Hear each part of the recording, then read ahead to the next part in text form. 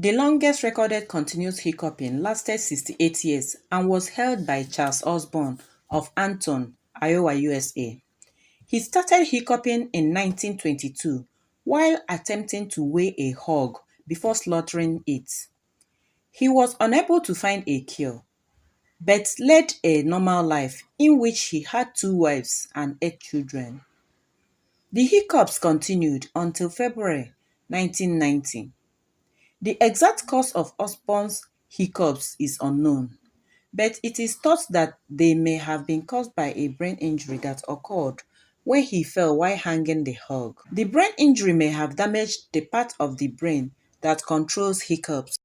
But despite his hiccups, Osborn lived a long and fulfilled life. He even developed a special way of speaking to disguise the sound of his hiccups.